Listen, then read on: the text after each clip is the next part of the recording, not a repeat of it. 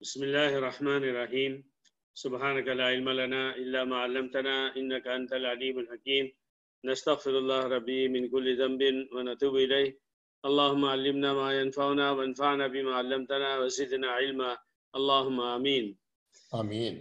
میرے بھائیوں، آج حدیث کا دن ہے اور اس سے ریلیٹڈ اعظم بھائی نے اللہ جزا خیر دے حضرت عمر کے بارے میں بات پوچھی تھی کہ ان کے بارے میں حدیث ہے جو بخاری میں بھی ہے مسلم میں بھی ہے کہ میری امت میں اگر کوئی محدث ہوگا تو حضرت عمر ہوں گے، اور محدث کا ترجمہ تھا کہ ملہم ہوں گے، ان کو الہام ہوگا، انہیں اللہ رب العزت جو ہے اپنی طرف سے ایسی باتوں کا علم دے گا جو عام طور پر لوگوں کے ذہن میں نہیں آتی. تو اس کا ذکر تھا. اور ابھی پچھلی مجلس میں نے صرف 2 باتیں میں آپ کو بتا پایا تھا ان کی، کہ جس میں انہوں نے جس طرح سے سوچا، اللہ نے جیسے ان کے ذہن میں بات ڈالی، قرآن کی آیت ویسے ہی نازل ہوئی. تو اس میں ایک تو سب سے پہلے بات تھی کہ حضرت عمر نے یہ فرمایا تھا کہ لو اتخذت ابراہیم مقام ابراہیم و مصلی، اے اللہ کے نبی اگر آپ مقام ابراہیم پر نماز پڑھیں تو اللہ نے وہ آیت نازل فرما دی واتخذوا من مقام ابراہیم مصلی، تم لوگ جو ہے مقام ابراہیم کو نماز کی جگہ بناؤ، یعنی نماز پڑھو 2 رکعت. بہرحال دوسری بات تھی کہ حضرت عمر جو ہے وہ یہ چاہتے تھے کہ نبی صلی اللہ علیہ وسلم کی ازواج مطہرات یعنی ہماری امہات المومنین پردہ کرے، تو پردے کی آیت بھی نازل ہوئی. پھر اس کے بعد حضرت عمر رضی اللہ عنہ نے جب آپ کو معلوم ہوا کہ آپ صلی اللہ علیہ وسلم اپنی ازواج مطہرات سے ناراض ہو گئے ہیں، تو وہ ان کے پاس گئے اور ان کو سمجھایا کہ تم لوگوں کو سمجھ نہیں آتی کہ اگر تم اس طرح سے کرو گے نبی کے ساتھ سلوک، اللہ تعالیٰ تم کو بدل دے گا. اس پر نبی صلی اللہ علیہ وسلم کی ایک زوجہ مطہرہ نے کہا عمر، حضرت محمد صلی اللہ علیہ وسلم کو ہم کو نصیحتیں فرماتے رہتے ہیں، یہ کافی نہیں ہے جو تم آ جاؤ پھر نصیحت کرنے کے لیے. تو اس پر نبی صلی اللہ علیہ وسلم مسکرا دیے. اب اس کے علاوہ اور بھی باتیں ہیں جس میں حضرت عمر کو اللہ نے الہام فرمایا اور بعد میں آیت نازل ہوئی. تو اس میں سے ایک یہ ہے کہ عبداللہ بن ابی بن سلول جو مدینہ منورہ کی زندگی میں منافقین کا سردار تھا، وہ مر گیا، اور آپ صلی اللہ علیہ وسلم کی عادت شریفہ تھی کہ جب بھی کسی مسلمان کا انتقال ہوتا تو آپ نماز پڑھاتے. اور ظاہر ہے کہ بہت بڑی بات ہے، نبی نے نماز پڑھا دیا تو بخشش کے لیے کوئی یہ سوال ہی نہیں کھڑا ہوگا کہ اس کی بخشش ہوگی یا نہیں ہوگی. نبی صلی اللہ تعالیٰ نے قرآن فرمایا ان صلاتک سکن لہم، تم نماز پڑھاؤ گے تمہاری نماز جو ہے وہ ان کے لیے سکون کا باعث ہے. تو حسب عادت نبی کریم صلی اللہ علیہ وسلم عبداللہ بن ابی کی نماز جنازہ پڑھانے کے لیے کھڑے ہوئے. معلوم آپ کو اس کے بعد کیا ہوا؟ حضرت میں خود فرماتے ہیں کہ تحولت حتی قمت بین صدری، کہہ رہے ہیں کہ حتی قمت فی صدری، حضرت عمر جیسی نبی صلی اللہ علیہ وسلم عبداللہ بن ابی کی نماز جنازہ پڑھانے کھڑے ہوئے، حضرت عمر فوراً گھوم کے آئے اور کہنے لگے میں آپ کے سامنے کھڑا ہو گیا، آپ کے سینے کے سامنے کھڑا ہو گیا. اور کیا کہا؟ وقلت یا رسول اللہ، اے اللہ کے نبی، علی عدو اللہ، یہ جو اللہ کا دشمن ہے آپ اس کے اوپر نماز پڑھیں گے؟ وقت قال یوم کذا و کذا و کذا، حالانکہ آپ کو یاد ہے اس نے فلاں وقت یہ بات بولی تھی، یہ بات بولی تھی، یہ بات بولی تھی. اور حدیث میں آتا ہے میرے بھائیوں، آپ تصور کرو کہ مسلمان موجود ہیں جو نماز پڑھنے کے لیے ہیں اور منافقین بھی موجود ہیں، یعنی پرائیویٹلی نہیں ہو رہا، سب کے سامنے ہو رہا ہے. اور جو وقت کا امیر المومنین ہے، جو وقت کا بادشاہ ہے نبی کریم صلی اللہ علیہ وسلم، وہ اس کو سب کے سامنے ٹوکنے والے کی ہمت، اور اگر ٹوکنے چلے جائے تو کیا ہوگا آپ بتائیے آج کے زمانے میں. اور ہمارے نبی صلی اللہ علیہ وسلم کیا کر رہے تھے؟ ہمارے نبی مسکرا رہے تھے. اللہ اکبر. حدیث میں وکان رسول اللہ صلی اللہ علیہ وسلم یبتسم، آپ مسکرا رہے ہیں. جب میں یہ واقعہ سن رہا ہوں یا سنا رہا ہوں تو ہم کو کیا کرنا چاہیے؟ ایک سوال انشاءاللہ مجلس کے اختتام پر ہم اس کا جواب تلاش کریں گے. سوال یہ ہے کہ حضرت عمر سب کے سامنے ٹوک رہے تھے، اور نبی صلی اللہ علیہ وسلم مسکرا رہے تھے، تو اس کو پڑھنے کے بعد ہم کو کیا کرنا چاہیے؟ اس سوال کا جواب انشاءاللہ مجلس کے اختتام پر۔ اور آتا ہے کہ حتیٰ اذا اکثر تو علیہ، جب میں نے بار بار یہ بات کہنا شروع کی تو پھر آپ صلی اللہ علیہ وسلم نے کیا فرمایا؟ آپ نے فرمایا دعنی یا عمر، اخرنی یا عمر، عمر ہٹ جاؤ، فإنی قد خیرت، مجھے اللہ تعالیٰ نے اختیار دیا ہے۔ کیا اختیار دیا؟ کہ جب حضرت عمر روک رہے تھے نبی صلی اللہ علیہ وسلم کو، دیکھیے حضرت عمر کی شان دیکھیے اور اللہ تعالیٰ کا بھی پیار دیکھیے۔ نبی چاہتے ہیں کہ نماز پڑھا دوں، نبی کو صرف رحمت للعالمین ہے، حتیٰ کہ منافقین کے لیے، حتیٰ کہ کافرین کے لیے، اور حضرت عمر ایمان کی چوٹی پر کھڑے ہوئے ہیں، ان کو برداشت نہیں ہو رہا ہے۔ تو اللہ تعالیٰ نے پہلے جو ہے تو یہ آیت نازل فرمائی کہ ان تستغفر لہم 70 مرہ فلن یغفر اللہ لہم، اگر تم 70 دفعہ بھی نماز پڑھو گے تو اللہ تعالیٰ ان کو معاف نہیں کرے گا۔ اب اس آیت میں اللہ رب العزت کی طرف سے غصہ تو ہے، مگر اللہ نے صاف نہیں فرمایا تم نماز مت پڑھو۔ تو آپ صلی اللہ علیہ وسلم اس صاف نہ فرمانے کا فائدہ اٹھا رہے ہیں امت کے لیے کہ عبداللہ بن ابی اگر اس کی بھی مغفرت ہو جائے تو کتنی اچھی بات ہے۔ یہی بات ہمارے سامنے بھی ہونی چاہیے کہ ہم دنیا کے کسی بھی کافر اور مشرک اور غیر مسلم یا مسلم، اگر ہم کسی سے بھی جو ہے وہ ہمیں غصہ ہو، انتقام کی کیفیت ہو، تو ہماری دعاؤں میں یہ نہ ہو کہ اللہ اس کو ہلاک فرما ڈائریکٹ۔ آپ یہ دعا کریں اے اللہ اس کو اسلام کی ہدایت دے دے، اور اگر ہدایت مقدر نہیں ہے تب ہلاک فرما۔ اے اللہ اگر تیرے علم میں یہ ہے کہ آدمی نہیں ہدایت نہیں ہوگی، یہ مسلمان نہیں بنے گا، یہ اسلام کی دشمنی نہیں چھوڑے گا، اگر یہ بات تیرے علم میں ہے تو تیرے علم کے مطابق پھر اس کو ہلاک فرما۔ میں آپ کو کیا بتاؤں، جب میں ندوے میں اسٹڈی کر رہا تھا، پڑھ رہا تھا، تو مجھے نہیں یاد ہے کہ کس سال ان کو بھٹو کو جو ہے وہ پھانسی دی گئی، پھانسی کا اعلان ہو گیا، پھانسی ہو گئی۔ تو اسی دن علی گڑھ لکھنؤ یونیورسٹی میں ایک نوجوان لکھنؤ کے پڑھتے تھے اور جماعت سے بڑا گہرا تعلق تھا، ماشاءاللہ شرعی داڑھی رکھے ہوئے تھے، اور وہ مجھے ملے۔ تو میں جب ان سے ملا تو میں نے ان سے کہا کہ اچھا ہوا بھٹو کو پھانسی ہو گئی۔ انہوں نے کہا مجھے بہت غم ہے۔ میں نے کہا آپ یہ کیا کہہ رہے ہیں؟ انہوں نے ایسا جملہ کہا کہ مجھے اپنے آپ پر شرم آئی۔ انہوں نے کہا کہ دیکھیے مجھے اس بات پر غم ہے کہ پتہ نہیں اس کا ایمان پر خاتمہ ہوا یا نہیں ہے۔ اگر ایمان پر خاتمہ نہیں ہوا ہے تو ہم جو ہے خوشی منائیں، اچھا ہوا آدمی گیا، لیکن اگر ایمان پر خاتمہ ہوا ہے تو دنیاوی سبب جو بھی ہو سب ٹھیک ہے۔ لیکن مجھے نہیں پتا کہ بھٹو کو انتقال سے پہلے کسی نے دعوت دی نہیں دی، اس نے کلمہ پڑھا یا نہیں پڑھا۔ تو مجھے لگا کہ واقعی یہ بندہ مجھ سے آگے، کہ اس نے وہ بات کہی جو ہر مسلمان کو ہر مسلمان کے بارے میں سوچنا ہے، اس کا اپنا عمل وہ جانے اور اللہ جانے، مگر مجھے اور آپ کا کیا حکم ہے؟ یہ ہے ہم مسلمانوں سے محبت کریں اور غیر مسلموں سے بھی کریں، اور سب سے پہلے ہم کسی سے ناراض ہوں تو دعا دے، بد دعا نہ دے۔ آپ کو یاد ہوگا کہ شیخ یہ جو عبد الرحمن بن سدیس ہیں، ان کے حالات لکھے گئے تھے، شاید آپ نے بھی پڑھا ہوگا، کلپ آئی تھی اور بہت مشہور ہوئی۔ تو یہ تھا کہ انہوں نے خود اپنے بارے میں فرمایا کہ میں بچپن میں انتہائی شریر بچہ تھا، اتنا شریر تھا کہ میری ماں مجھ سے تنگ آ جاتی تھی، اور جب بھی اس کو غصہ چڑھ جاتا تو غصے میں اپنے بیٹے عبد الرحمن بن سدیس کو کیا بولتی تھی؟ اللہ تجھے حرم کا امام بنا دے۔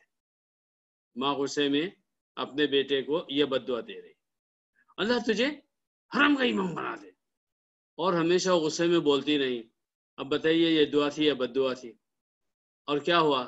ماں کے بار بار کہنے سے اللہ نے ایسا قبول کیا کہ وہ حرم کے امام بنے، صرف امام ہی نہیں بنے بلکہ ہر دل عزیز بن گئے، اور ان کی قرت ایسی چلی ہے کہ دنیا کا کوئی امام مسجد کا ایسا نہیں ہے جو ان کی طرح پڑھنے کی کوشش نہ کرتا ہو۔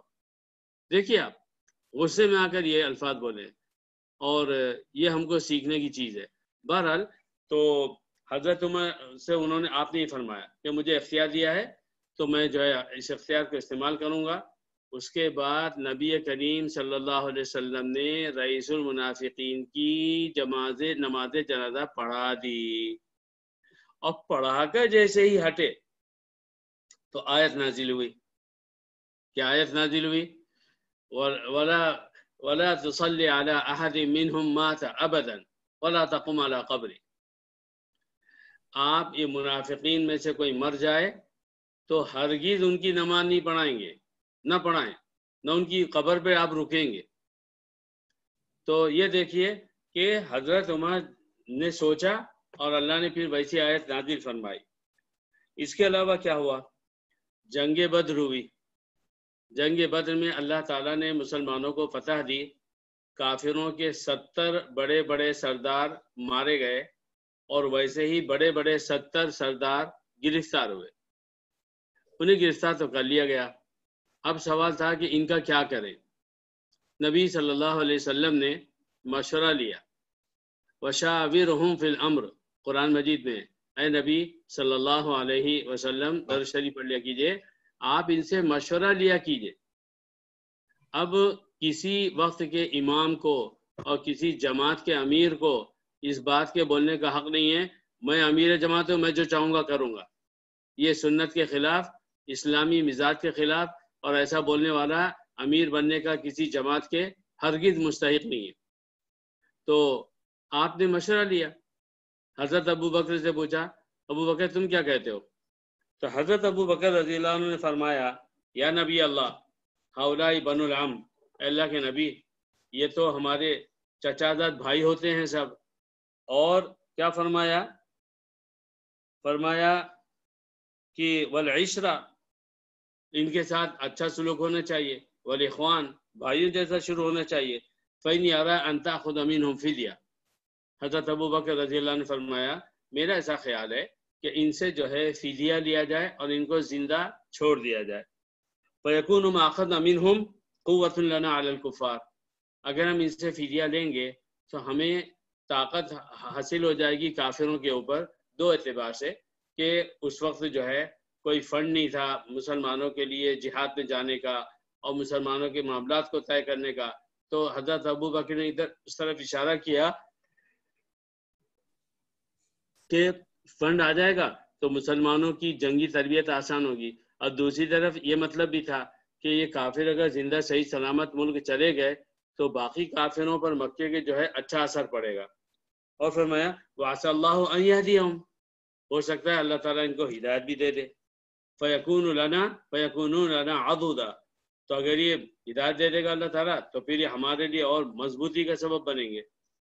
اس کے بعد آپ صلی اللہ علیہ وسلم نے حضرت عمر سے پوچھا، حضرت عمر نے کیا جواب دیا؟ حضرت عمر نے کہا فقلت واللہ ما ارى رأی ابی بکر، یہ ابو بکر جو فرما رہے ہیں میری یہ رائے نہیں ہے، صاف کہہ دیا میری یہ رائے یہ نہیں ہے، ولکنی ارى، حضرت عمر کہتے ہیں میں تو یہ مناسب سمجھتا ہوں۔ اب کیا مناسب سمجھتے ہیں وہ بھی سن لیجئے، ان تمکننی من فلان، وہ مجھے یہ جو جنگ میں قیدی ہوئے ہیں وہ فلاں آدمی جو میرا ایک رشتہ دار ہے، بس آپ مجھے موقع دیں فاضرب عنقہ، میں اس کی گردن ماروں گا، وتمکن علی عقیل فیضرب عنقہ، اور حضرت علی کو موقع دیں کہ وہ اپنے بھائی عقیل کی گردن ماریں، سگے بھائی کی، اور تمکن حمزہ من فلان اخی، اور حضرت حمزہ کو موقع دیں کہ ان کا فلاں جو قسم کا بھائی ہے وہ یضرب عنقہ، ان کی گردن مارے۔ انہوں نے مشورہ دیا حضرت عمر نے کہ ہر صحابی اس کا کوئی رشتہ دار جو کافر ہے اور جنگ بدر میں قید ہو گیا ہے، ہر رشتہ دار اپنے رشتہ دار کی گردن مارے۔ کیوں؟ فرمایا حتی یعلم اللہ انہ لیس فی قلوبنا حواذر للمشرکین، یہ جملہ فرمایا حتی یعلم اللہ، تاکہ اللہ کو یہ معلوم ہو جائے انہ لیس فی قلوبنا حوادث للمشرکین، ہمارے دل میں کافروں کے لیے کوئی جگہ نہیں ہے۔ حضرت عمر نے یہ فرمایا۔ اس کے بعد کیا ہوا؟ حضرت نبی صلی اللہ علیہ وسلم نے حضرت ابو بکر کے مشورے پر عمل کرتے ہوئے ان سے فدیہ لیا، انہیں چھوڑ دیا گیا۔ حضرت عمر رضی اللہ عنہ فرماتے ہیں دوسرے دن میں آپ صلی اللہ علیہ وسلم سے ملنے کے لیے گیا تو میں نے دیکھا کہ حضرت ابو بکر بھی وہاں بیٹھے ہوئے ہیں، یبکیان، اور دونوں رو رہے ہیں۔ کون کون رو رہا ہے؟ حضرت ابو بکر رضی اللہ عنہ اور نبی کریم صلی اللہ علیہ وسلم دونوں رو رہے ہیں۔ تو میں نے ان سے پوچھا آپ لوگ کیوں رو رہے ہیں؟ اگر وہ کوئی رونے کی بات ہے تو مجھے بتائیے، فاب کی میں بھی رونا شروع کروں گا، اور اگر وہ رونے والی بات تو نہیں ہے مگر آپ دونوں رو رہے ہیں، فتبا کئی، تو دیکھیے الفاظ دیکھیے آپ کہ اگر وہ رونے والی بات ہے میں بھی آپ کے ساتھ شریک اور روؤں گا، اور اگر وہ رونے والی بات نہیں ہے مگر آپ لوگوں کو رونا آ رہا ہے، فتبا کئی، تو میں بھی رونے کا ڈھونگ کروں گا، یہ انہوں نے فرمایا۔ تو نبی کریم صلی اللہ علیہ وسلم نے فرمایا الذی عرض علی اصحابک من الفداء، ہمارے رونے کی بات یہ ہے کہ یہ جو تمہارے ساتھیوں نے کہا تھا کہ فدیہ لے لو، یہ ہمارے لیے رونے کا سبب بن گیا ہے۔ کیوں؟ کیونکہ پھر آگے حضور صلی اللہ علیہ وسلم نے فرمایا، درود شریف پڑھ لیا کیجیے، وَلَقَدْ عُرِضَ عَلَيَّ عَذَابَهُمْ أَدْنَىٰ مِنْ هَذِهِ الشَّجَرَةِ، اللہ تعالیٰ نے ان لوگوں کو جن کو گرفتار کیا گیا ہے تو ان کے عذاب کو مجھے اس درخت سے بھی زیادہ قریب بتایا ہے۔ قریب میں کوئی درخت رہا ہوگا، یعنی نبی کریم صلی اللہ علیہ وسلم نے یہ بتایا کہ فدیہ لینے پر اللہ تعالیٰ ناراض ہو گیا ہے۔ اور آپ کو پتہ ہے قرآن مجید میں آیت نازل ہوئی، آیت سنیے 10ویں پارے میں، ما کان لنبی ان یکون له اسرى حتى یثخن فی الارض، نبی کے لیے یہ جائز نہیں تھا کہ وہ لوگوں کو قیدی بناتا یہاں تک کہ زمین میں خوب بھرپور خون بہایا جاتا۔ اسخنہ کا مطلب ہوتا ہے کہ بے تحاشا لوگوں کا قتل کرنا، یعنی ان کو قتل کرنا چاہیے تھا۔ تریدون عرض الدنیا، اللہ تعالیٰ فرما رہا ہے تم لوگوں کو دنیا کا مال و متاع چاہیے، واللہ یرید الآخرہ، اللہ تعالیٰ تو آخرت چاہتا ہے، واللہ عزیز حکیم، اللہ تعالیٰ زبردست ہے اور اللہ ہی حکمت والا ہے۔ اس کے بعد کی آیت بڑی خطرناک ہے۔ اس کے بعد کی آیت کیا ہے؟ حتی یثخن فی الارض، اس کے بعد اللہ نے فرمایا کہ اگر اللہ تعالیٰ کو کہ اللہ تعالیٰ نے ایک بات پہلے سے طے نہ کر دی ہوتی، لمسکم فیما اخذتم عذاب عظیم، اگر اللہ کے پاس پہلے سے ایک بات طے شدہ نہ ہوتی تقدیر کے مطابق، تو یہ جو تم نے پیسہ لیا ہے نا، اس کی وجہ سے تمہارے اوپر بہت جلد عذاب آیا۔ یہ آیت نازل ہوئی، اور نبی کریم صلی اللہ علیہ وسلم فرمایا کرتے تھے اگر آج عذاب آ جاتا، کیوں آتا؟ کہ تم نے بجائے ان کافروں کو جنہوں نے اسلام اور مسلمانوں کی دشمنی کی حد کر دی تھی اور جنگ لڑے تھے، اب گرفتار ہوئے ہیں، اب ان کو مار دینا چاہیے، لیکن تم نے مارنے کی جگہ پیسہ لینا بہتر کیا۔ نبی کریم صلی اللہ علیہ وسلم فرماتے تھے اگر آج عذاب آ جائے تو عمر کے سوا کوئی نہیں بچے گا۔ یہ نبی صلی اللہ علیہ وسلم کے الفاظ ہیں۔ میرے بھائیوں، حضرت عمر کو بار بار پڑھنے کی اور سمجھنے کی ضرورت ہے۔ حضرت عمر کے واقعات کو اپنے بچوں کو، بچوں کے بچوں کو اور لوگوں کے بچوں کو، اور بہانے سے حضرت عمر کی باتیں گھر میں گونجتی رہیں، بار بار شوہر اپنی بیوی کو سنائے، بیوی اپنے شوہر کو سنائے، ماں باپ اپنے بچوں کو سنائے، اور کاش بچے اتنے اچھے ہو جائیں کہ وہ ماں باپ کو سنائیں، یہ بہت ہی بڑی بات ہے۔ تو اس طرح دیکھیے کہ حضرت عمر محدث تھے، ملہم تھے، اللہ تعالیٰ ان پر ایسا الہام نازل فرماتا تھا جبکہ قرآن نازل ہو رہا ہے۔ اسی طرح کیا ہوا، یہ سنیے، ایک بہت مزیدار واقعہ ہے کہ ایک دفعہ نبی صلی اللہ علیہ وسلم نے ایک انصاری کو حضرت عمر بن خطاب کے گھر بھیجا کہ ان کو بلا کر لاؤ۔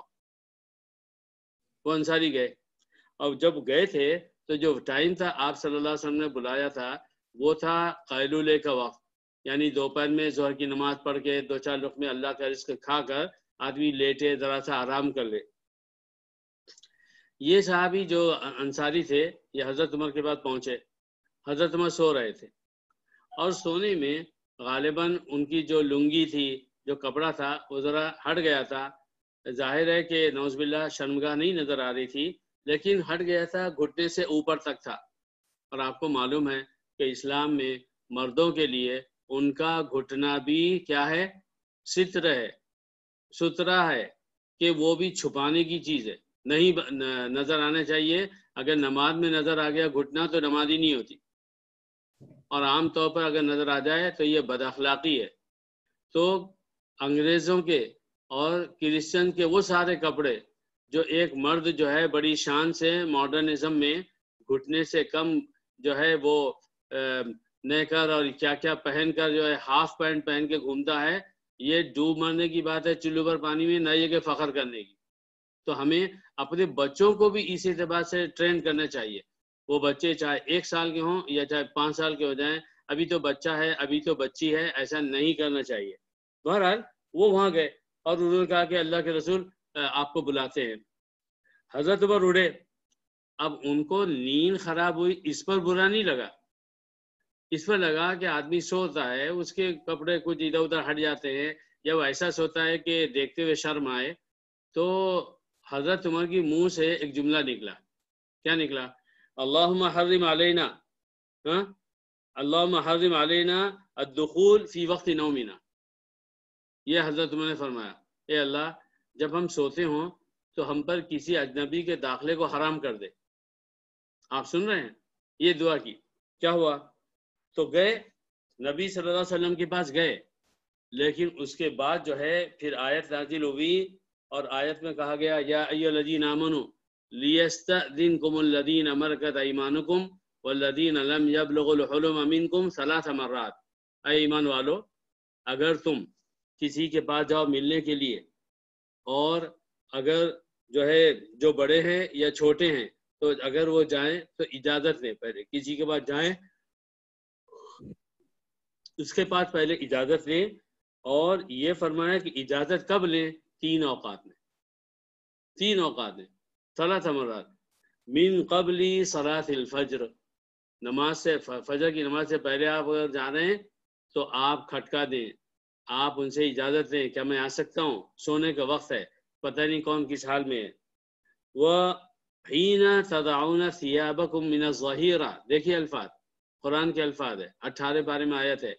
اور جب تم اپنے قیلولے کے ٹائم کپڑے کو اتار دیتے ہو، تو یہ ہے وَمِن قبل وَمِن بعد صلاۃ العشاء، اور عشاء کی نماز پڑھنے کے بعد، تو فجر کی نماز سے پہلے، اور جب آپ دوپہر میں آرام کرتے ہیں اور اپنے کپڑے اتارتے ہیں، یعنی سلیپنگ انداز میں سوتے ہیں، اور عشاء کی نماز کے بعد۔ دیکھیے حضرت عمر رضی اللہ عنہ نے سوچا، جملہ کہا، اللہ کی بات قبول ہوا اور آیت نازل ہوئی۔ ایسے ہی کیا ہوا کہ شراب جو تھی لوگ پیتے تھے نبی کے زمانے میں، صحابہ پیتے تھے اس لیے کہ حرام نہیں ہوئی تھی، لیکن پہلی آیت نازل ہوئی یسألونک عن الخمر والمیسر، یہ لوگ آپ سے پوچھتے ہیں کہ بھئی شراب کے بارے میں کیا حکم ہے، اور جوا کھیلنے کے بارے میں، گیمبلنگ کے بارے میں کیا حکم ہے۔ قل فیہما اثم کبیر ومنافع للناس، سب سے پہلے یہ آیت نازل ہوئی شراب کے بارے میں، کہ شراب اور گیمبلنگ یہ جو ہے اس میں گناہ ہے، بہت بڑا گناہ ہے، اور اس کے اندر لوگوں کے فائدے بھی ہیں۔ وَإِثْمُهُمَا أَكْبَرُ مِن نَفْعِهِمَا، اور ان کا جو گناہ ہے وہ ان کے فائدے سے کہیں زیادہ ہے۔ جب یہ آیت نازل ہوئی تو حضرت عمر رضی اللہ عنہ نے کیا فرمایا؟ اللہم بین لنا فی الخمر بیانا شفان، یا شفان دونوں پڑھا گیا۔ اے اللہ شراب کے بارے میں ہمیں صاف صاف حکم دے دے، یہ حضرت عمر نے فرمایا۔ اس کے بعد کیا ہوا کہ سورہ مائدہ میں پھر آیت نازل ہوئی یا ایھا الذین آمنوا لا تقربوا الصلاۃ وانتم سکارى حتی تقولوا یا ایھا الذین آمنوا لا تقربوا الصلاۃ وانتم سکارى حتیٰ یہ آگے کی آیت اس وقت نہیں یاد آ رہی ہے، اے ایمان والو جب تم نشے کی حالت میں ہو تو نماز کے قریب بھی مت جاؤ، یعنی جب قریب نہیں جانا ہے تو پڑھنے کی بات کیا ہے؟ تو ابھی بھی کلیئرلی اللہ تعالیٰ نے یہ نہیں فرما دیا کہ شراب مت پیو. تو حضرت عمر نے پھر یہ دعا کی، اللہم بین لنا فی الخمر بیانا شفا یا شفا، اے اللہ شراب کے بارے میں ہمیں صاف واضح حکم دے دے. اس کے بعد کچھ دنوں کے بعد پھر آیت نازل ہوئی، وہ آیت 7ویں پارے میں ہے کہ انما الخمر والمیسر والانصاب والازلام رجس من عمل الشیطان فاجتنبوه لعلکم تفلحون. شراب اور جوا اور تیر اندازی، فال اندازی کرنا، کسی چیز سے بدگمانی لینا، یہ سب جو ہے انتہائی گندے کام ہے اور شیطان کے کام ہے، تم اس کو چھوڑ دو. تو آپ نے دیکھا کہ حضرت عمر رضی اللہ عنہ شراب کے بارے میں بار بار اللہ رب العزت سے ایک بات کہتے رہے، یہاں تک کہ اللہ تعالیٰ نے صاف بات فرما دی فَاجْتَنِبُوهُ، اس کو چھوڑ دو. اور روایات میں آتا جب یہ الفاظ نازل ہوئے تو جو افراد بھی مسلمانوں میں سے پیتے تھے انہوں نے فوراً چھوڑ دیا. یہاں تک کہ کہتے ہیں کہ مدینے میں شراب کی جو ہے تو ندی بہ گئی، یہ ہماری اردو کی تعبیر ہے، اور ندی ودی کچھ نہیں بہی تھی، سڑکیں گیلی ہو گئی تھی، لوگوں نے اتنی شراب پھینکی. تو یہ ہیں ہمارے حضرت عمر کہ جنہوں نے یعنی جو بات فرمائی اللہ رب العزت نے ان کی بات کے اعتبار سے قرآن کی آیت نازل فرمائی. ایک بات سمجھ لیجئے، قرآن اللہ کا کلام ہے، اس میں جو بات بھی بولی گئی ہے وہ اللہ کی ہے. مگر میں نے جو واقعات آپ کو سنا ہے اس سے تو معلوم ہو رہا ہے کہ یہ باتیں سوچی حضرت عمر نے اور آیت نازل کی اللہ نے. ایسا ہوا؟ اس کا مطلب ہے نعوذ باللہ قرآن پورا کا پورا اللہ کا کلام نہیں ہے، یہ باتیں تو ایک انسان کی بولی ہوئی ہیں جس کو اللہ نے قبول کیا. تو پہلے اللہ نے ایسا سوچا تھا یا پہلے حضرت عمر نے ایسا سوچا تھا؟ سمجھنے کے لیے کہہ رہا ہوں، ورنہ اللہ تعالیٰ رب العزت کی ذات کے لیے لفظ سوچا بولنا یہ جو ہے گستاخی ہے. پہلے کیا ہوا؟ پہلے یہ ہوا، آپ پڑھ لیجئے صحیح حدیثوں میں اور قرآن کی آیتوں میں یہ بات صاف کی گئی ہے کہ قرآن کریم تو اسلام کے دنیا میں آنے سے پہلے سے لکھا ہوا ہے. قرآن لکھا ہوا تھا اور لوح محفوظ، وہ جو پڑھتے ہیں نا قرآن کی آیت فی لوح محفوظ، ہاں تو بل و قرآن مجید فی لوح محفوظ، یہ قرآن مجید ہے جو لوح محفوظ میں آلریڈی موجود تھا. جس وقت قرآن لوح محفوظ میں تھا حضرت عمر لوح محفوظ میں تھے؟ دنیا ہی نہیں بنی تھی، لوح محفوظ میں قرآن پہلے سے سیف تھا. اور لوح محفوظ کیا ہے؟ تو ہمارے علماء اس کو بولتے تھے کہ محفوظ کیا کہتے ہیں اس کو اردو میں تختی ہے، لوح کہتے ہیں تختی کو یا تختے کو. تو اب اس وقت پڑھو، جب سے میں نے لوح محفوظ پڑھا میں بہت پریشان تھا. لوح محفوظ میں قرآن مجید ہے اور دنیا کی پوری ہسٹری اس میں لکھی ہوئی ہے، ہر چیز کی. زمین کب بنے گا، آسمان کب بنے گا، زمین میں کیا ہوگا، آسمان میں کیا ہوگا، ہوا کیسی ہوگی، انسان کیسے پیدا ہوں گے، کتنے انسان پیدا ہوں گے، کتنے جانور پیدا ہوں گے، کتنے درخت بنیں گے، کتنے پھل، کتنے پھول، ہر انسان کا ہر عمل. تو آپ یہ جب سن رہے ہیں تو بتائیے اس کا سائز کیا ہوگا، اس لوح محفوظ کا سائز کیا ہوگا. کمپیوٹر نے آ کے بتایا کہ معمولی سی چپ ہزاروں لاکھوں صفحات کو اپنے اندر رکھ لیتی ہے، اور سرور جو انسانوں نے کمپیوٹر کے لیے بنایا وہ سرور ہزاروں انسانوں کی اور ان کمپنیز کی کتنی ہزاروں ڈیلنگ کو وہ اتنے سی مشین میں وہ محفوظ رکھتا ہے. تو جیسے انسانوں کا سرور ہے نا، تو سمجھنے کے لیے یہ سمجھیے کہ لوح محفوظ جو ہے وہ اللہ تعالیٰ کا سرور ہے.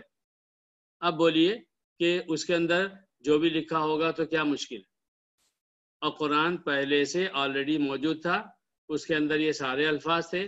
لیکن اللہ رب العزت نے اپنے بندے حضرت عمر بن خطاب پر فضل فرمایا، ان کو جو ہے اللہ نے اپنی طرف سے ایکسٹرا الہام دیا کہ تم پہلے لوگوں میں ایسا بولو اور بعد میں ہم قرآن کی آیت کو نازل کریں گے. تو اس سے معلوم ہوتا کہ کہ حضرت عمر رضی اللہ عنہ کی شان کتنی اونچی ہے. بہرحال یہ تو بات ہوئی. اب ذرا کچھ اور باتیں سنیے. باتیں یہ ہے کہ نبی صلی اللہ علیہ وسلم نے حضرت عمر رضی اللہ عنہ کو فاروق کا لفظ بولا ہے. یہ فاروق ہے. اور حضرت ابو بکر کے بارے میں فرمایا یہ صدیق ہیں. کسی دن لفظ صدیق پر انشاءاللہ بات کریں گے اور حضرت عمر کی حضرت ابو بکر رضی اللہ عنہ کی سیرت پڑھیں گے.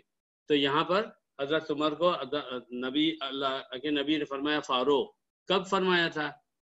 یہ جو کب فرمایا تھا میں چاہتا ہوں کہ مجلس کے اختتام ہو تو آپ حضرات سے پوچھوں کہ حضرت اللہ کے نبی صلی اللہ علیہ وسلم نے حضرت عمر کو فاروق کب کہا تھا؟ ایک تو سوال میں نے آپ کی خدمت میں پیش کیا ہے کہ جب اس کی کافروں عبداللہ بن ابی کی جو ہے تو جب نبی صلی اللہ علیہ وسلم نماز پڑھا رہے تھے تو اس سے پہلے آپ نے حضرت عمر سے کہا کہ جو ہے وہ مجھے چھوڑو، مجھے اللہ نے اختیار دیا ہے. تو ہم جب اس طرح کے واقعات پڑھتے ہیں تو ہمارے ذہن میں کیا بات ہونی چاہیے یا ہمیں کیا کرنا چاہیے؟ اور دوسرا سوال یہ ہے آپ حضرات کی خدمت میں کہ اللہ کے نبی صلی اللہ علیہ وسلم نے حضرت عمر کو لفظ فاروق کب کہا تھا؟ بہرحال ایک تو بات یہ. دوسری یہ ہے کہ اللہ کے نبی صلی اللہ علیہ وسلم فرمایا کرتے تھے والذی نفسی بیدی، اس ذات کی قسم جس کے قبضے میں میری جان ہے، ما لقیک الشیطان سارقا فجا.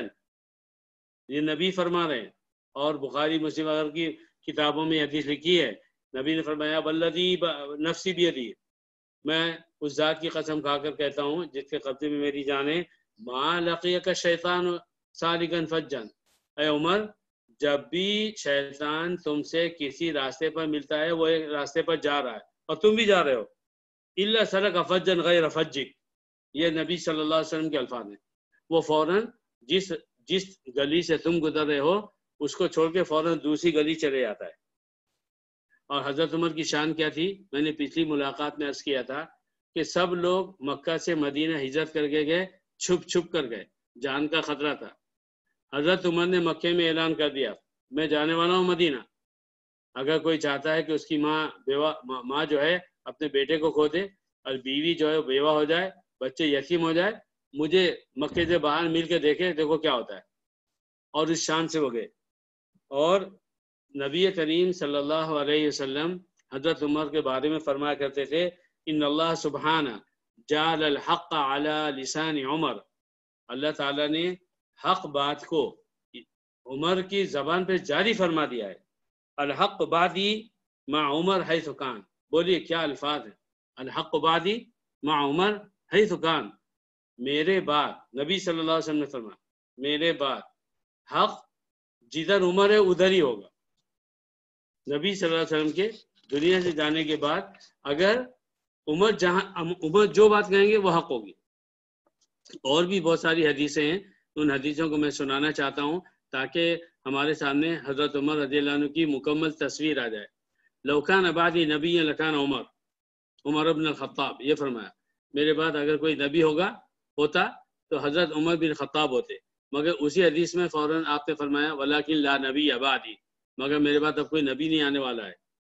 اس کے بعد ایک اور حدیث میں نبی کریم صلی اللہ علیہ وسلم نے فرمایا ان الشیطان لم یلق عمر منذ اسلم الا خر لوجهه.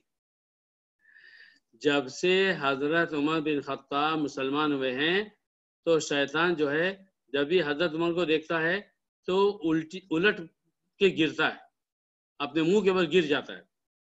اور یہ بھی فرمایا، سنیے حدیث سنیے کیا پیاری حدیث ہے، ما فی السماء ملک. نبی کریم صلی اللہ علیہ وسلم فرما رہے ہیں آسمان میں کوئی فرشتہ ایسا نہیں ہے الا وہو یوقر عمر، لیکن وہ حضرت عمر کی توقیر کرتا ہے. تو مجھے 2 منٹ کا موقع دیجئے، ایک بہت اہم بات.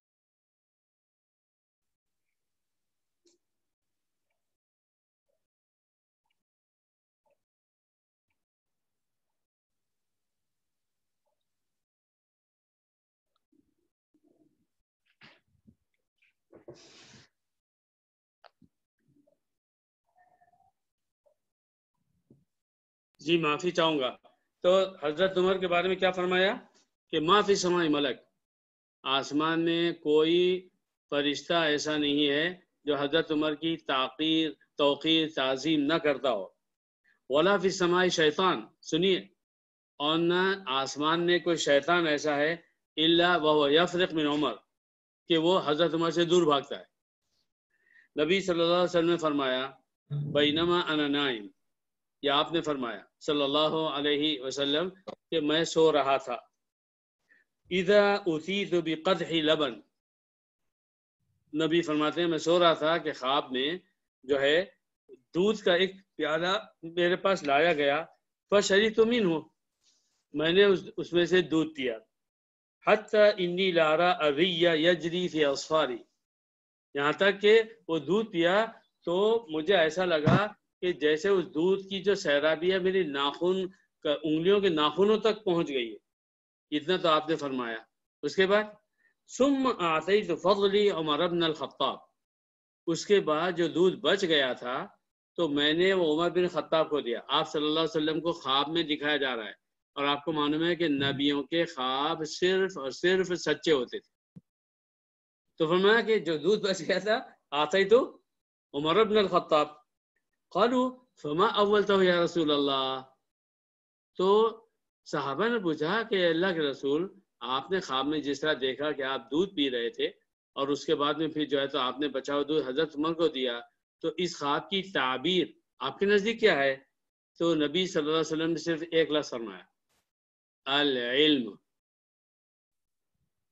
اس خواب کی تعبیر کیا ہے کہ علم، یعنی مجھے اللہ نے خواب میں یہ بتایا کہ اللہ رب العزت نے نبی کریم صلی اللہ علیہ وسلم کو جو علم دیا تھا، نبیوں کا علم وہ beyond the thinking, beyond the question ہے، مگر اللہ رب العزت نے جو نبوت کی باتیں ہیں اور اس سے نکلتی بھی انتہائی اہم باتیں جو دین کی ہوتی ہیں تو وہ حضرت عمر کو بھی عطا فرمائی. نبی صلی اللہ علیہ وسلم نے فرمایا کہ بینما انا، ایک دفعہ ایک اور حدیث میں فرمایا بینما انا نائم، میں سو رہا تھا، رأیت الناس یعرضون علیہ، میرے سامنے لوگوں کو لایا جا رہا تھا، وعلیہم قمص، اور وہ لوگ سب کوئی نہ کوئی کپڑا پہنے ہوئے تھے. یہ خواب میں آپ صلی اللہ علیہ وسلم نے دیکھا. منہا ما یبلغ اسادیہ، کسی کا کپڑا اس کے سینے تک تھا، ومنہا ما یبلغ اسفل من ذلک، اور کسی کا کپڑا سینے سے بھی ذرا سا نیچے تھا.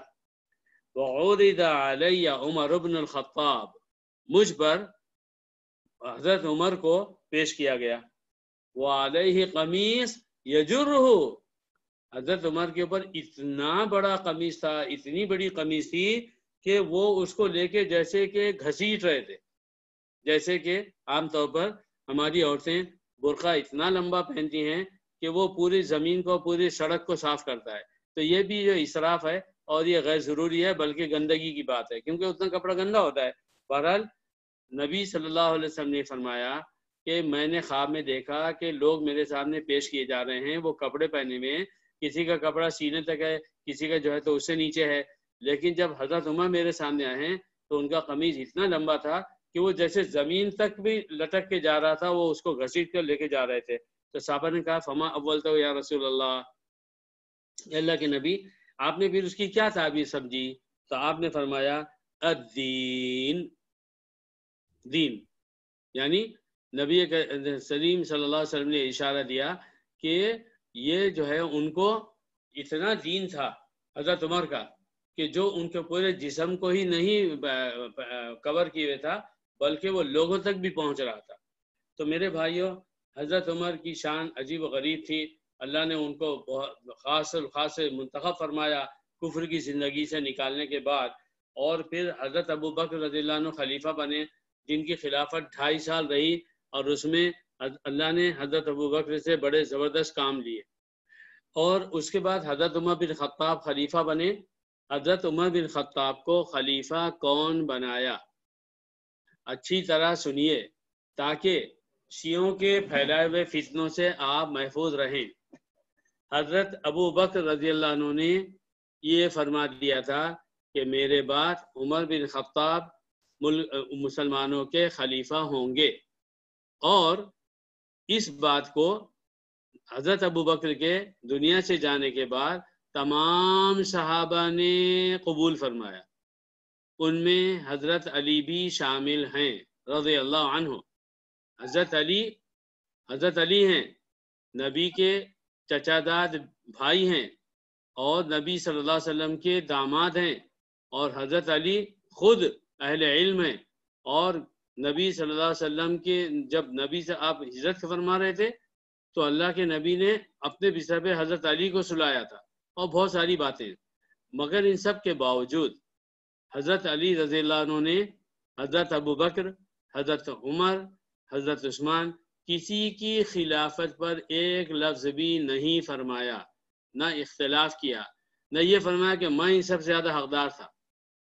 مگر شیعوں نے بعد میں اپنی طرف سے بہت ساری باتیں گڑھی اور ان کو جو ہے تو یہ دے دیا، ایک مقام دے دیا کہ نہیں، یہ تینوں کہتے ہیں نعوذ باللہ غاصب تھے، انہوں نے حضرت علی کے خلافت کا حق چھینا، جو غلط ہے۔ بہرحال یہ بات ہوئی۔ ہمارے حضرت عبداللہ بن مسعود رضی اللہ عنہ فرمایا کرتے تھے کان اسلام عمر فتحا، حضرت عمر کا اسلام لانا ہمارے لیے فتح کا باعث بنا۔ کیسے فتح کا باعث بنا؟ مسجد نبوی میں، مسجد حرام میں، مسجد نبوی نہیں، مسجد حرام میں کعبۃ اللہ کے اندر مسلمان جا کے نماز نہیں پڑھ سکتے تھے اسلام کے ابتدائی دور میں۔ حضرت عمر بولے کیسے نہیں پڑھتے ہیں، چلو میرے ساتھ دیکھتے ہیں کون روکتا ہے، اور فرمایا وَكَانَتْ هِجْرَتُهُ نُصْرًا یا نصرًا، اور جب حضرت عمر نے ہجرت فرمائی مدینہ، وہ مسلمانوں کے لیے فتح بنی۔ کیسے فتح بنی؟ سب کو باقاعدہ چیلنج کر کے آپ گئے۔ وَكَانَتْ إِمَامَتُهُ رَحْمَةً، اور جب آپ جو ہے امیر المومنین بنے تو وہ مسلمانوں کے لیے رحمت بن گیا۔ وَلَقَدْ رَأَيْتُنَا، وہ خود فرماتے ہیں ہمارا حال یہ تھا وَمَا نَسْتَطِيعُ أَن نُصَلِّي إِلَى الْبَيْتِ، ہم کعبۃ اللہ میں نماز نہیں پڑھ سکتے تھے، حتی اسلم عمر، یہاں تک کہ حضرت عمر مسلمان ہوئے تب جا کر جو ہے پھر ہم نماز پڑھنے لگے۔ فلما اسلم عمر قاتلهم، جب حضرت عمر مسلمان ہوئے انہوں نے کافروں سے لڑائی کی، حتی ترکونا فصلینا، تب انہوں نے ہم کو مسجد حرام میں کعبۃ اللہ میں نماز پڑھنے کا موقع دیا۔ آپ کو شاید معلوم ہوگا کہ حضرت عمر رضی اللہ عنہ وہ یعنی ایک یہودی حضرت عمر کی تعریف سن سن کر مدینے میں حضرت عمر سے ملنے آیا، تو اس نے لوگوں سے پوچھا کہ بھئی تمہارے جو خلیفہ ہیں ان کا محل کدھر ہے، ان کا پیلس کدھر ہے؟ انہوں نے کہا لوگوں نے کہ بھئی دیکھو مدینے سے کچھ باہر نکلو، تمہیں ایک شخص کسی درخت کے نیچے سوتا ہوا ملے گا، وہی عمر ہے۔ اسے لگا لوگ مذاق کر رہے ہیں، جب سب نے یہی بات کہی وہ ڈھونڈتا ہوا پہنچا تو اس نے دیکھا ایک چھوٹا سا کوئی درخت ہے، آپ بتائیے ڈیزرٹ میں کون سا درخت ہوتا ہے جس کی چھاؤں گھنی ہوتی ہے؟ تو اس کے نیچے حضرت عمر کیا کر رہے ہیں، ایک پتھر کو رکھے اس کے اوپر سر رکھے آرام سے سو رہے ہیں۔ اس نے ایک جملہ کہا، اس نے کیا کہا؟ اس نے فوراً کہا امر تھا، تم نے حکومت کی، فعادل تھا اور تم نے انصاف کیا، فامین تھا تو تم سیف ہو گئے، کوئی تمہیں نہیں مارے گا، کوئی تمہاری جان نہیں لے گا، فنیم تھا تو تم سو رہے ہو۔ امر تھا، فعادل تھا، اس کے بعد نیم تھا، فامین تھا ونیم تھا، کہ تم نے حکومت کی، انصاف کیا اور اس کی وجہ سے تم محفوظ ہو گئے، خود ہی اپنے آپ کے پروٹیکشن میں آ گئے، کسی باڈی گارڈ کی ضرورت نہیں ہے اور سو رہے ہو۔ اور حضرت عمر کا ایک واقعہ اور سن لیجئے کہ خطبہ ہو رہا ہے جمعے کا، حضرت عمر منبر پر کھڑے ہوئے اور آپ نے فرمایا ایھا الناس اسمعوا واطیعوا، اے لوگو میری بات سنو اور میری بات مانو۔ مسجد میں، بھری مسجد میں ایک صحابی کھڑے ہو گئے اور فوراً انہوں نے کہا لا نسمع ولا نطیع، نہ تمہاری بات سنیں گے اور نہ تمہاری بات مانیں گے۔ مسجد میں سب کے سامنے، اور خلیفہ وقت امیر المومنین وہ خطبہ دے رہے ہیں اور کھڑے ہو کر ایک مسلمان نے یہ کہہ دیا نہ تمہاری بات سنیں گے نہ مانیں گے۔ پوچھا کیوں؟ انہوں نے کہا مال غنیمت میں کپڑا آیا تھا اور ہر مسلمان کو ایک اس کا لمیٹڈ جو ہے تو کپڑا دیا گیا ہے، اور حضرت عمر سے کہا کہ آپ کو بھی اتنا ہی لمیٹڈ کپڑا دیا گیا ہے، مگر آپ موٹے تازے ہیں، آپ کا جو کندورہ ہے اتنے کپڑے میں بن ہی نہیں سکتا جتنا کہ آپ کو ملا ہے، مگر میں دیکھ رہا ہوں آپ میرے سامنے کھڑے ہیں ممبر پہ اور اس کپڑے کا کندورہ پہنے ہوئے ہیں، اس کا مطلب ہے آپ نے بیت المال سے اپنے لیے زیادہ کپڑا لیا، تو کس نے آپ کو حق دیا؟ اور جب آپ جو ہے یہ غلط کام کر رہے ہیں، نہ ہم آپ کی بات سنیں گے نہ ہم آپ کی بات مانیں گے۔ حضرت عمر نے فوراً اپنے بیٹے عبداللہ بن عمر، حضرت عبداللہ بن عمر کو اشارہ کیا، وہ سب کے سامنے کھڑے ہوئے اور انہوں نے کہا آپ کی بات بالکل صحیح ہے، مگر میں نے اپنے حصے کا کپڑا اپنے والد کو دیا اور دونوں کپڑوں کو ملا کر ان کا یہ کندورہ تیار ہوا۔ ان صحابی نے فوراً کہا الا نسمع و نطیع، اب ہم تمہاری بات سنیں گے اور مانیں گے۔ کہاں ہے وہ مسلمان اور کہاں ہے وہ ہمارے علماء اور وقت کے بڑے بڑے سردار کہ اگر عالم صاحب بن بیٹھے ہیں تو ایسے بڑے حضرت مولانا ہیں کہ گویا فرشتے ہیں، ان سے غلطی نہیں ہوتی، اور کہاں ہیں ان کے مریدین جن کے اندر یہ ٹوکنے کی جسارت ہو، قوت ہو، اور اگر کسی نے مولانا صاحب کو ٹوک دیا تو بجلیاں گر جائیں گی کفر کی اور پتہ نہیں کیا کیا ہوگا۔ اور بھی بہت سارے واقعات ہیں حضرت عمر کے۔ اصل میں جو ہے نا دیوانہ وار حضرت عمر کو چاہتا ہوں، اور حضرت ابو بکر رضی اللہ عنہ کو، حضرت عثمان کو، حضرت علی کو، تو جب ان میں سے کسی کا قصہ چھڑتا ہے نا تو میرا جی چاہتا ہے کہ بس میں بولتا ہی رہوں۔ تو یہ ایک مختصر بات تھی، ورنہ آپ کو معلوم ہونا چاہیے کہ حضرت عمر، حضرت ابو بکر، حضرت عثمان اور حضرت علی رضی اللہ عنہ، ان کے اوپر کتابیں لکھی گئی ہیں جو کئی ہزار صفحات پر مشتمل، اور اس میں ایک ایک بات لکھی گئی ہے، تو بہت ہی پیاری وہ کتابیں ہیں۔ اور مصر کے ایک بہت بڑے عالم ہیں، تو انہوں نے عبقریات لکھی ہیں۔ عبقریات کہتے ہیں جینیس شخصیت کو، تو عبقریات ابو بکر، عبقریات ابی بکر، عبقریات عمر، عبقریات عثمان، عبقریات علی، بہت مقبول ہوئی ہیں، بڑی مفصل، بڑی تفصیل سے ساری کتابیں لکھی ہیں۔ خلاصہ یہ ہے کہ میرے بھائیوں، اصل بات یہ نہیں ہے کہ حضرت عمر کتنے اچھے تھے اور ہمارے خلفائے راشدین کتنے اچھے تھے اور ہمارے علماء کتنے اچھے ہیں اور فلاں جو ہے بڑا بزرگ ہے اور فلاں بڑا دیندار ہے۔ اصل بات یہ ہے کہ تم کون ہو، میں کون ہوں، میرا کنیکشن اللہ سے کتنا لوز ہے، میرا کنیکشن اللہ سے کتنا مضبوط ہے۔ بس ان دو جملوں میں میرے اسلام کی کہانی ختم ہے اور آپ کے اسلام کی کہانی ختم ہے۔ اپنے اسلام کو ٹٹولیے، مجھے تو نظر آتا ہے آپ سب مجھ سے اچھے ہیں، آپ لوگ میرے بارے میں سوچتے ہیں، ہم ایک دوسرے کے بارے میں سوچتے ہیں۔ ہمیشہ اگر کوئی اس طرح سے ہماری بات کہے تو ہم ان سے کہیں اللہم اجعلنی عند حسن ظن عبدک، اے اللہ تیرا یہ بندہ میرے بارے میں جیسا سوچتا ہے مجھے اس لائق بنا۔ اللہ تعالی ہمیں عمل کی توفیق عطا فرمائے۔ اب مختصراً یہ جواب دیجئے کہ جب حضرت عمر نبی کریم صلی اللہ علیہ وسلم کو نماز جنازہ پڑھانے سے روک رہے تھے تو نبی صلی اللہ علیہ وسلم مسکرا رہے تھے، تو اس سے ہمیں کیا سبق ملتا ہے؟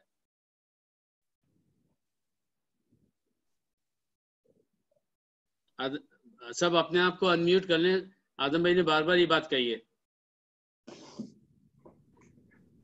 یعنی تنقید کو بھی جو ہے صبر سے اور خوش اخلاقی سے جو ہے سننا چاہیے اور سہنا چاہیے۔ جی بالکل صحیح فرمایا آپ نے کہ اگر کوئی شخص تنقید کرے فوراً برا نہیں ماننا چاہیے اور الٹے سیدھے الفاظ زبان سے نہیں نکلنا چاہیے، بلکہ خوش اخلاقی سے آپ کو سننا چاہیے۔ اب اس میں سب سے پہلے کون آتا ہے؟ ماں باپ آ جاتے ہیں۔ بچے جب جوان ہو جاتے ہیں ان کی کسی بات کو جو ہے تو اگر ماں باپ نے کہا تو ماں باپ تو بڑے بچوں کو ڈانٹ کر بھی نہیں بولتے، مگر بچے سنتے ہی فوراً آپے سے باہر ہو جاتے ہیں اور غصہ دکھلاتے ہیں، تو یہ غلط بات ہے۔ اس کے بعد دوسری اہم ترین بات، ہر شادی شدہ مرد اور عورت کے لیے کبھی ایسا ہوتا ہے، بلکہ زیادہ تر ہوتا ہے کہ اگر بیوی نے کوئی بات کہہ دی گھریلو معاملات میں یا خود ذاتی معاملات میں اگر بیوی کہہ دیتی ہے تو شوہر صاحب کو بہت غصہ آ جاتا ہے اور اس کا جواب غصے سے، جھنجھلاہٹ سے اور گندے الفاظ سے دیتے ہیں. یہ ہماری کمی ہے، ہمیں اس کمی کو دور کرنا چاہیے.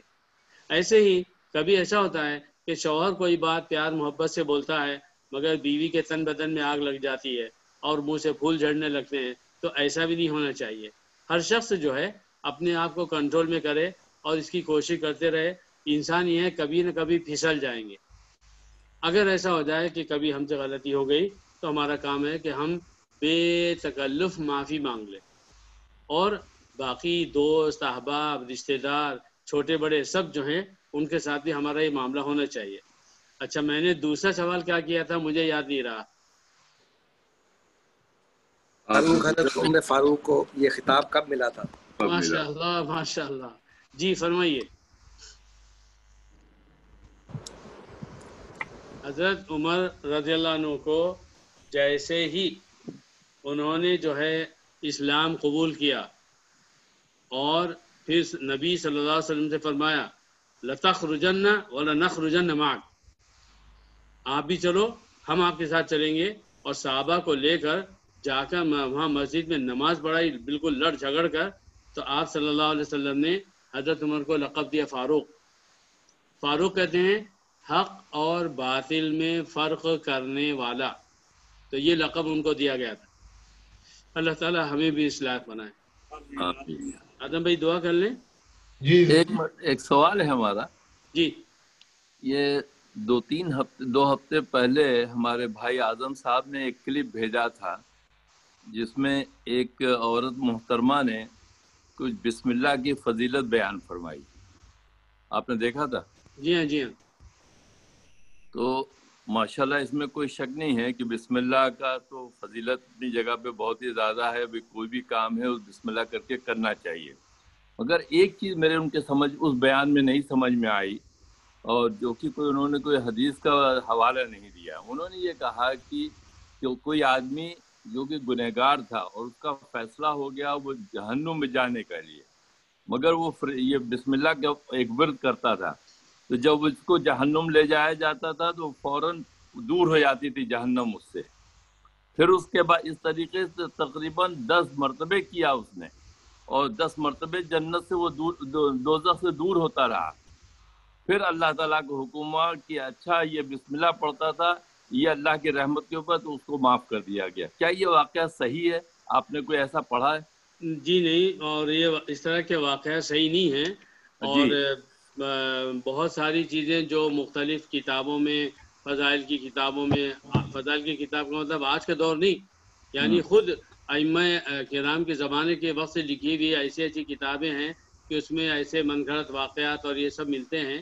اور یہ کہ بھائی بسم اللہ کی وجہ سے جو ہے وہ مغفرت ہو گئی، یہ صحیح نہیں ہے. اب لوگ بڑھاتے ہیں لکھتے ہیں تو روکنا مشکل ہے. دیکھیے یہی مطلب ہم نے بھی سنا تو ہم نے کہا بھائی سمجھ میں نہیں آتی بات. ایک اصولی بات سمجھ لیجئے. اصولی بات یہ ہے اسلام پر جو شخص 100% عمل کرنے کی کوشش کرے گا، کوشش، کوئی اسلام پر 100% نہیں عمل کرتا ہے کسی بھی زمانے میں. بڑے سے بڑا وقت کا عالم ہے تو وہ بھی نہیں کرتا ہے. وہ انسان ہے، وہ کہیں نہ کہیں کچھ سے کوئی چھوٹا موٹا گناہ ضرور ہو جاتا ہے. لیکن جو مسلمان کوشش کرتا رہے گا اور اب اس کا ایمان کسی بھی طرح کے شرک سے محفوظ ہوگا، اسے جنت ملے گی. اللہ کی مرضی ہوگی، اللہ چاہے عذاب دے، اللہ چاہے ڈائریکٹ جنت میں داخل کر دے. اور جو مسلمان وہ کسی ایک پرٹیکولر عمل کو تو کرے گا لیکن باقی سب چیزوں میں وہ زیرو ہوگا، تو اس عمل کا ثواب تو اس کو ملے گا، مگر اتنا نہیں ملے گا کہ وہ جو ہے تو اس کو سیدھے جنت میں ڈال دے.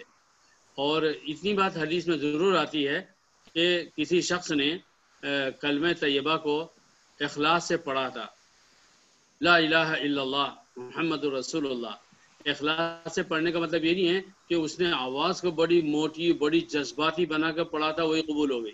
یعنی جس وقت اس نے ان الفاظ کو ادا کیا تھا اس کے دماغ کے کونے کونے میں لا الہ الا اللہ بسا ہوا تھا، اور اس نے اندر کے پورے ایمان اخلاص کے ساتھ میں پڑھا تھا.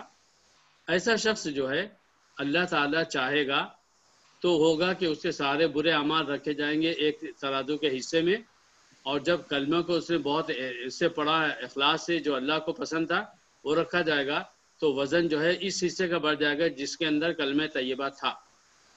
ایسا ہوگا، حدیث میں آتا ہے. اب یہ کس کے ساتھ ہوگا؟ میں یہ طے کر لوں میں ایسا پڑھتا ہوں اخلاص سے. یہ شیطان کا دھوکہ ہے.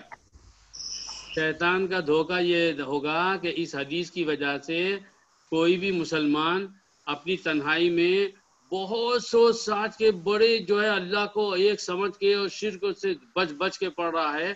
کیوں؟ تاکہ پھر باقی باتوں میں وہ عمل نہ کرے. یہ شیطان کا دھوکہ ہے. اصل یہ ہے جو اللہ کے نبی نے سکھایا اور کیا کہ آپ کو جو ہے کیا کرنا ہے، اسلام کی ہر بات پر عمل کرنے کی کوشش کرنا ہے، اور کہیں پر بھول ہو جائے تو توبہ کرنا ہے. صحیح بات. جزاک اللہ.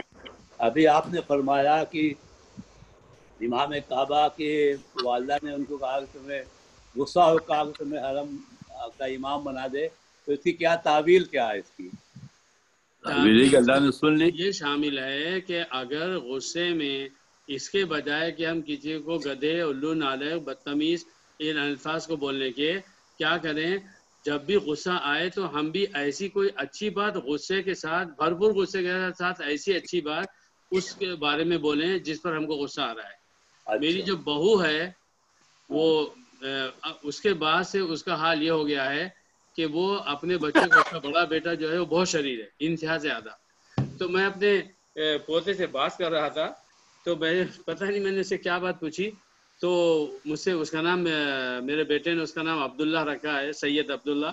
تو عبداللہ کہنے لگا کہ دادا جان اب جب بھی امی ہم پر غصہ ہوتی ہے نا تو امی ہم سے کہتی ہیں اللہ تجھے حرم کا امام بنا دے. تو مجھے بہت خوشی ہوئی اور میں نے سوچا کہ بھائی اب بنے گا یا نہیں بنے گا یہ تو اللہ کے علم ہے، مگر یہ کہ اس واقعے کے بعد سے اس کے الفاظ بدل گئے ہیں، تو ہمیں بھی ایسے کرنا چاہیے. صحیح بات، بچوں کو بد دعا نہیں دینی چاہیے. حضور صلی اللہ علیہ وسلم کی حدیث بھی ہے اس بارے میں. ہاں، بد دعا تو نہیں دینی چاہیے. چلیے دعا کر لیتے ہیں.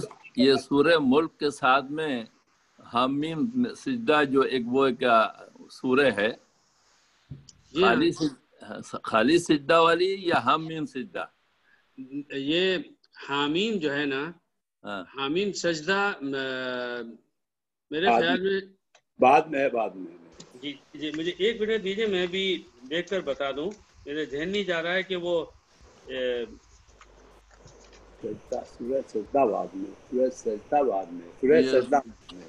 سورہ سجدہ تو ہے. نہیں، سورہ سجدہ تو ہے جی. میرا خیال ہے کہ جہاں تک ہم کو یاد ہے کہ حامیم سجدہ اور سورہ ملک پڑھنے کی ہدایت کی گئی ہے. جی حامیم سجدہ ایک سورہ کا نام ہے. جی ایک سورہ کا نام ہے حامیم سجدہ. میں ابھی آپ کو یہ 24 پارے میں ہے، میں تلاش کر کے ابھی بتا رہا ہوں. فصلت 41 دیکھیے ایک منٹ دیکھیے، یہ 24 پارے میں ہے اور سورہ حامیم سجدہ نام ہے، مکی سورہ ہے اور اس کا پہلا لفظ ہے حامیم. اور اس کو حامیم سجدہ اس لیے کہا گیا کہ اسی سورہ میں جا کر جو آگے سجدے کی آیت آئی ہے جی، اس وجہ سے اس کا نام ہی پڑ گیا سورہ حامیم السجدہ. اور سورہ سجدہ الگ ہے جو عام طور پر ہمارے ائمہ کرام فجر کی فرض میں پڑھتے ہیں جمعہ کے دن. اللهم صل على سيدنا شفيعنا حبيبنا مولانا محمد وعلى آل محمد كلما ذكره الذاكرون وكلما غفل عن ذكر الغافلون. اللهم يا ربنا يا منزل الكتاب يا من جعل نبينا صلى الله عليه وسلم خاتم النبيين وجعل سيدنا أبا بكر وعمر وعثمان وعلي من خلفاء الراشدين ورزقنا مثل هؤلاء الأبرار الأتقياء. اے اللہ تیرا کرم تھا کہ تو نے نبی کریم صلی اللہ علیہ وسلم کو آخری نبی بنایا اور ہمیں تیرے پیارے بندے ابو بکر، عمر، عثمان و علی عطا فرمائے. اے اللہ انہوں نے اسلام کو قائم کیا، اسلام پر عمل کیا، ہمارے لیے ایک نقش و نگار چھوڑا، ہمارے لیے ایک یادگار چھوڑی. اے رب العالمین ہر مسلمان کو ان چاروں کا ادب اور احترام عطا فرما. اے اللہ تیرے وہ بندے جو ان چاروں کے بارے میں غلط فہمیوں میں ہیں اور اللہ چھوٹے بڑے گندے الزامات لگاتے ہیں، اللہ ان کی ہدایت کا فیصلہ فرما، سنی اور شیعہ کو اللہ ایک فرما، اللہ اس جھگڑے سے مسلمانوں کو پاک فرما، ان دونوں کو دشمنان اسلام کے مقابلے میں اللہ مضبوط دیوار بنا، اور ان دونوں گروپ کو مل کر اسلام کی صحیح خدمت کرنے کی توفیق عطا فرما۔ اے اللہ ہم تیرا شکر ادا کرتے ہیں، تو نے ہمیں سنی بنایا، صحابہ کا احترام سکھایا، ہر ایک کا ادب سکھایا۔ اے رب العالمین تیرا لاکھ لاکھ شکر ہے یا ربنا لک الحمد و لک الشکر کہ اللہ تیری توفیق سے ہم نے حضرت عمر رضی اللہ عنہ کی کچھ حالات سنے اور پڑھے۔ اے رب العالمین جتنی باتیں ہم نے سنی ہیں اور اللہ جو باتیں نہیں سنی ہیں تو اللہ ہمیں ان کی سیرت پڑھنے کی توفیق عطا فرما، ڈھونڈ ڈھونڈ کر حضرت ابو بکر کے حالات، حضرت عمر کے، حضرت عثمان کے، حضرت علی کے، اور ان کی کتابوں کو جمع کرنے کے، سننے کی، اور اپنے گھر میں ان کے حالات سنانے کی، اور مسجدوں میں پڑھنے اور پڑھانے کی۔ اے اللہ ہم کو بھرپور توفیق عطا فرما۔ اے اللہ جیسے تو نے ان بندوں کو قبول کیا، ہم کو بھی اور ہماری نسلوں کو بھی قبول فرما، ہماری اس ٹوٹی پھوٹی کوشش کو قبول فرما۔ اے رب العالمین تجھ سے سچی محبت عطا فرما، تیرے نبی صلی اللہ علیہ وسلم سے سچی محبت عطا فرما۔ اے اللہ کفر اور شرک اور بدعت سے ہمیں ایسی نفرت عطا فرما جیسی نفرت کہ تو نے اپنے پیارے بندے حضرت عمر کو دی تھی۔ اے رب العالمین ہمیں اس کی توفیق عطا فرما کہ جب بات اسلام کی ہو اور اسلام کے خلاف کی بات ہو تو ہم کسی چیز کی پرواہ نہ کریں، چاہے نہ اپنی پرواہ کریں، نہ بھی بچوں کی پرواہ کریں، نہ ماں باپ کی، نہ دنیا کے کسی رشتے کی، بلکہ دین کو ہر بات پر ترجیح دیں۔ اے اللہ ایسا ایمان ہم کو عطا فرما۔ اے اللہ ہماری اس مجلس کو قبول فرما، کہنے والوں کو، سننے والوں کو قبول فرما۔ ہم سے اب تک جو بھی چھوٹی بڑی غلطی ہوئی ہے اے اللہ یقیناً ہوئی ہے، اے اللہ اتنی ہوئی ہے کہ ہم کو بھی نہیں یاد ہے کہ ہم نے کتنے گناہ کیے، ہم تو کیے چلے جاتے ہیں۔ اے اللہ دن کا کوئی حصہ خالی نہیں جاتا جب تجھ سے بغاوت نہ ہوتی ہو، اور رات کا کوئی حصہ خالی نہیں جاتا اے اللہ جب تجھ سے لاپرواہی ہوتی ہو، تیرے بارے میں ہم سے لاپرواہی ہوتی ہو۔ اے اللہ اس جرم عظیم کو معاف فرما۔ زندگی کے باقی دن اور رات جتنے بھی تو نے ہمارے مقدم میں رکھے ہیں اے اللہ ہمیں اس جرم سے دور رہنے کی توفیق عطا فرما۔ اے اللہ اے اللہ شیطان ہمارے پیچھے ہے، نفس ہمارے ساتھ ہے، اے اللہ ہم پھر بھی غلطی کریں گے، اس غلطی کو اے رب العالمین معاف فرما، اور اے اللہ ہمیں اس کی توفیق عطا فرما کہ ہم اے اللہ تیرے دین پر چلیں، ہر حال میں چلیں، اور جب ہمارا دنیا سے جانے کا وقت آئے تو ہماری زبان پر کلمہ جاری ہو، اخلاص کے ساتھ ہو، اور جب آخرت میں تیرے سامنے پہنچیں تو اللہ تو ہمیں معاف کر دے، اور تو ہمیں جہنم میں نہ ڈالے۔ اے اللہ جہنم بڑی خطرناک جگہ ہے، ہم سمجھتے نہیں ہیں، اے اللہ ہمارا نفس اس کو آسان لیتا ہے۔ اے اللہ جنت کی محبت عطا فرما، جہنم کا ڈر عطا فرما۔ اے اللہ جیسے ہم نے نبی صلی اللہ علیہ وسلم کو سامنے والے کی تنقید سن کر بھی مسکرانے کی توفیق دی، اے اللہ ہم کو اپنی تنقید سن پر برا ماننے سے بچا لے، اور اپنے بددعاؤں کے دینے سے ہمیں بچا لے، اپنے تمام رشتے داروں اور دوستوں اور ملنے والوں کے لیے اچھے جذبات رکھنے اور معاف کرنے کا حوصلہ ہمیں عطا فرما۔ اے اللہ ہماری دعاؤں کو اور دنیا کے تمام مسلمانوں کی ہر جائے دعا کو اے اللہ اپنے فضل و کرم سے قبول فرما۔ صلی اللہ تعالی علی خیر خلقی محمد وعلی آلہ صحبہ اجمعین برحمتک یا ارحم الراحمین۔ ظفر بھائی